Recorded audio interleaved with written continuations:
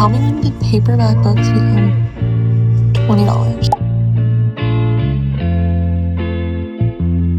Hey everyone, welcome back to my channel. It's been a while since I've been on here, but I noticed the other day that this video was going to be my 100th, so I had a fun idea to do some book shopping because I haven't really been in the mood to read. That's why I haven't been posting, because I haven't been in the mood to read. I haven't been reading. I was really busy there for a little bit, but I finally graduated, so I feel like I'm ready to get back into the swing of reading and making videos. But like I said, today is my 100th video on YouTube, so I figured why not get into the mood of reading and the vibes of it with a book shopping spree, and no other than doing $100. $100, 100 videos, like, it's gonna be fun. I do have two $25 gift cards, so we're gonna do 50 of my own money, which I feel like is a steal. Like, I'm getting $100 worth of books for 50 bucks, because 50 of it was gifted to me. Anyways, let's just go ahead and go book shopping, and then stay tuned till the very end so that I can show you a haul. All right, let's go. Ooh.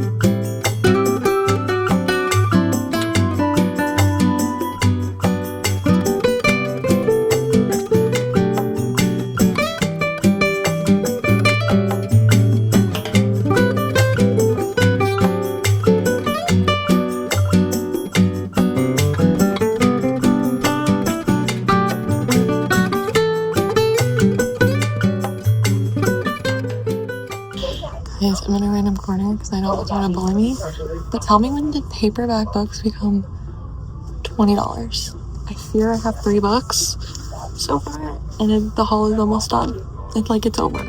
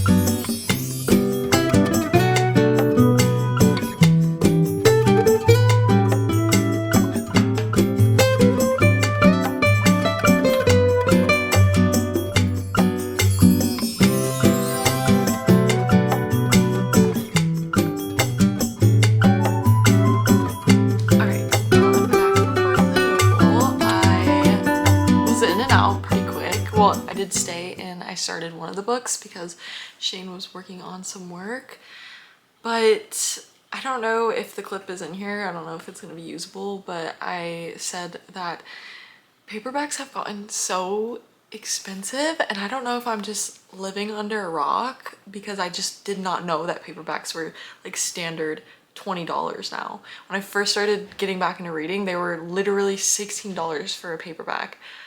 So it went really fast. I literally had 3 books from like the new section at the front, and then I basically was just kind of wandering around for the rest of it because I only ended up getting 4 books, and I was just a little bit under, actually.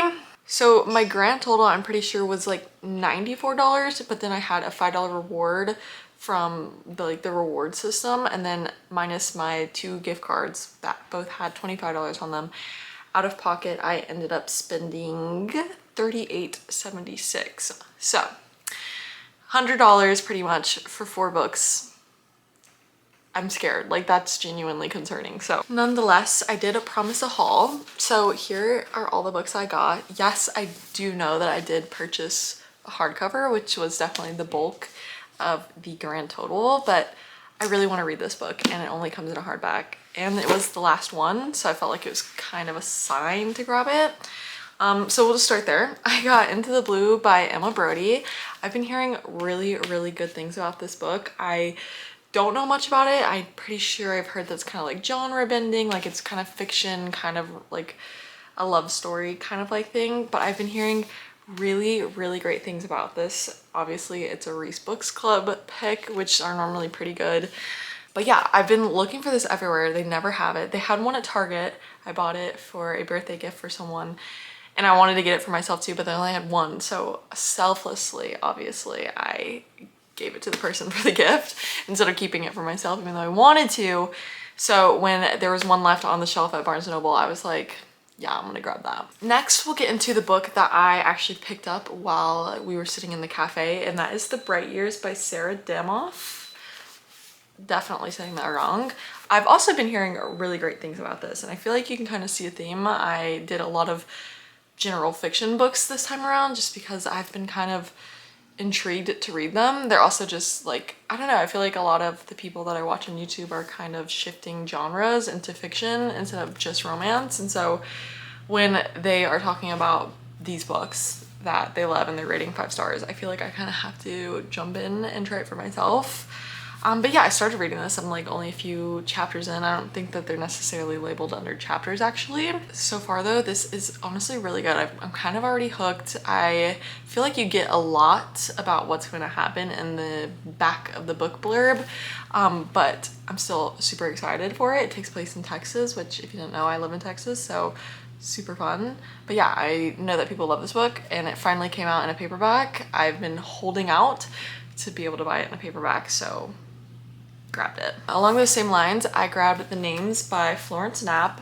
I've also been waiting for a long time for this to come out in paperback because I've been dying to read it. It finally did, I guess. I don't know, I don't really keep up with that kind of thing, so when I saw it on the table at the front, I was like, grabbing it. I am definitely putting this in the cart. Ever since I saw this on Book of the Month, I was intrigued. I just, like I said, was waiting for the paperback. It's a book about kind of the different things that could happen if your name wasn't your name. And I feel like I go down this path so many times where I'll just like zone out and I'll start thinking like, what if I had done this instead of this? Like, how different would I be right now? Like, I probably wouldn't even be right here right now. And so I don't know, I just always go down that path, so I feel like this is going to be so much fun. When I was deciding what I should read in Barnes & Noble, I couldn't decide between these two, so maybe this one will be next. I don't know, I might need like a little fun romance or thriller refresher in between, but I've been dying to read this book for like probably over a year now, so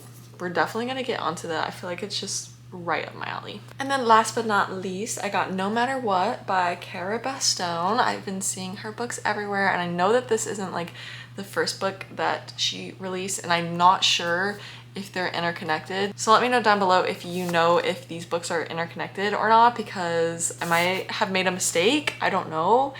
But I know that they are both set in New York. I've been hearing really great things about her writing style, so I grabbed it. It was actually the last book I picked up when I was walking back to the checkout. I thought that I was gonna be really under and only get 3 books. I was like so excited. I was like, although I'm not really meeting the challenge of getting however many books for $100, at least I'm under, and I picked books that I wanted. I just felt like I was kind of like forcing myself to pick books until I found this one, and I have been hearing great things about her writing style, and everyone who's read it, whose reading style is like mine, or like reading tastes are like mine, has enjoyed it. And I love New York, and I love romance, and I love love. Alrighty guys, that concludes our video for today. Thank you guys so much for tuning in. I know it's been a while since I've made a video, not that anyone probably cares, but I'm hoping to get back onto the grind. Literally, this book that I picked up today has been the first that I have read in a long time. I did an audiobook, I think last month, but just like physically reading, I feel like I'm excited to step back into that world, and I feel like I kind of burnt out myself a little bit doing Bookmas this year, so I'm excited to get back to it, make content.